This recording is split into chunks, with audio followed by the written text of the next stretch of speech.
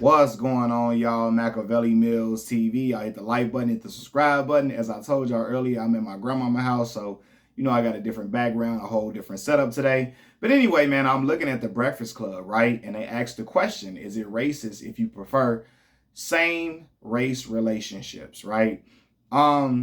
Personally, I don't think it's racist to have a preference at all. And this is the thing too. Anybody that knows me knows I have a preference for black women first.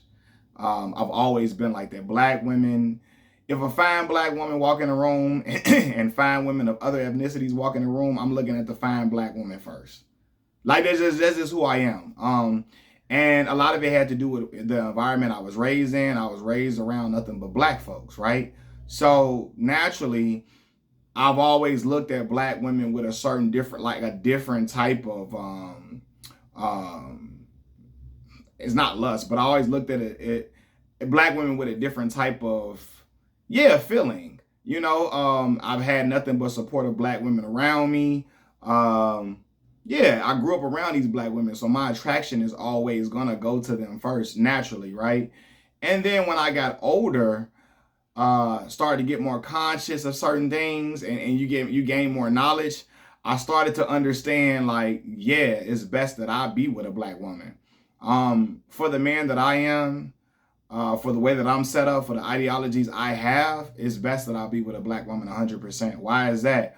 I'm a black man who I'm conscious of certain things. Right? I wouldn't say I'm like the most conscious person in the world, but I'm conscious. I have knowledge of self, right? And so if I were to be with a woman of a different ethnicity, I know I would be dealing with a lot of things that I personally don't got time to be dealing with. I'm not talking about looks from other people. I'm not talking about looks from other people either. I'm talking about dealing with the fact that if I'm with a non-black woman and I have children with her, and this woman is white, Hispanic, Asian, or whatever, and I'm teaching my children to operate as a black person in this world, she might go to her other side of her family and they might tell my children, I said she, but if it's a boy or a girl, my children might go to the other side of their family and they might tell them stuff like, hey, your race doesn't matter. People don't see color. You just be a good person. That's all people see. And quite frankly, that's bullshit. Okay, as a black person in this world, we like to be judged just on our character, but we know what time it is. Okay, and I need my children to be knowledgeable that they're black and they need to learn how to navigate this world as a black person. As much as people want to act like race doesn't matter and that's the way with the world, we always so busy judging color. Listen, that is our reality in America. Okay, I don't know about anywhere else, but in America, that's our reality. My son black, I got black children. Y'all know that. Like a black son, a black daughter. My black son needs to know that he's operating his world as a black man. He's navigating his world as a black man. And there are certain things he cannot do that other ethnicities may have the privilege of doing. You can't be cussing all at the police and calling them all type of whatever's, getting ready to buck up at them, all type of crazy, and think you might leave with your life. That's not a reality. My daughter needs to know that you can't be just wilding out, ready to swing on police officers or cuss them out and talk crazy or even just get super belligerent. They might say they felt threatened and might end up unaliving you.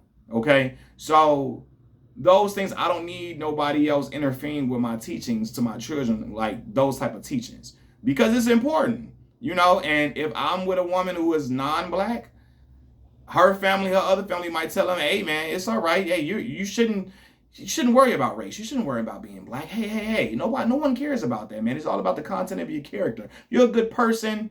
Hey, everything's going to be okay.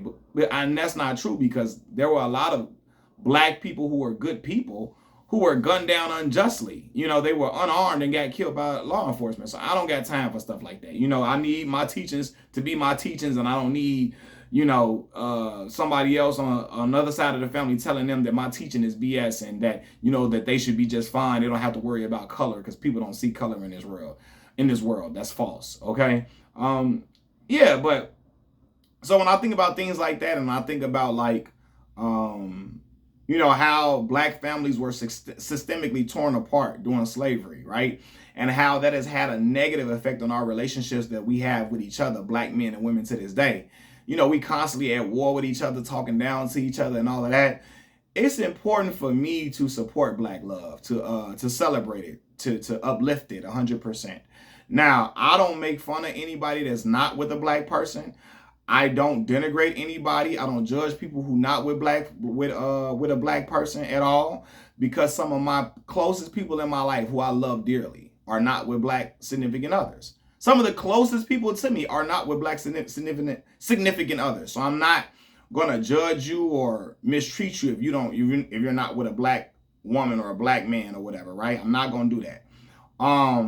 But if you cooning and if you shucking and jiving and samboing, if you samboing, I'm gonna let you know, okay? And I'm gonna let you know that, hey, you might be due to the fact that you with somebody that's not Black as well, that you shucking and jiving and doing all that butter biscuit eating and that samboing. I'm gonna tell you that, right? But I don't judge anybody that's like the coach that Coach Michigan.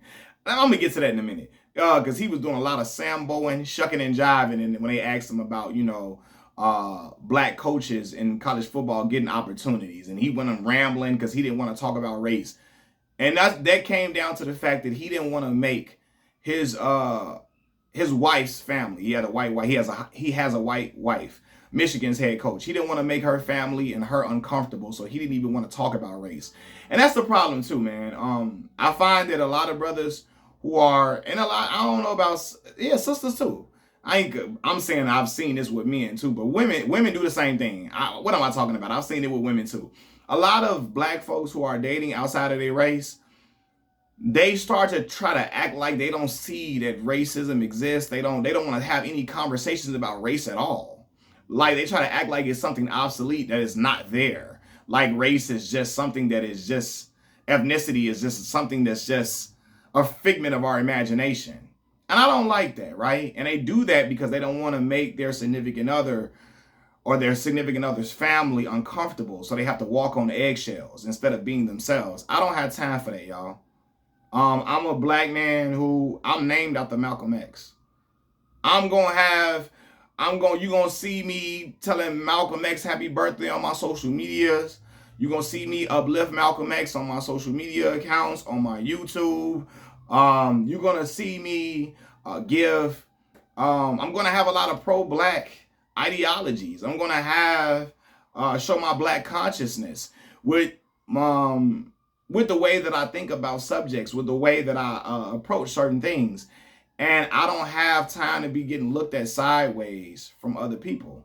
And I find that a lot of Black folks in interracial relationships, it's a lot of them that want to tone that down within them because they don't want to offend other people. And consciously, you'll do that even if you're not trying to do it. Subconsciously, you're wondering, hey, if I post about, police brutality and about how Black folks are being, wrongfully targeted in certain situations, or if I talk about the racial prejudices that Black people experience, if I speak about these things, then my white spouse, my Asian spouse, or Hispanic spouse will look at me, or her family or his family may look at me funny. They might look at me like, hey, like I can imagine if I was dating a non-Black woman, and I'm talking about police brutality and all of that. If I was giving my thoughts on Philando Castile, if I was giving my thoughts on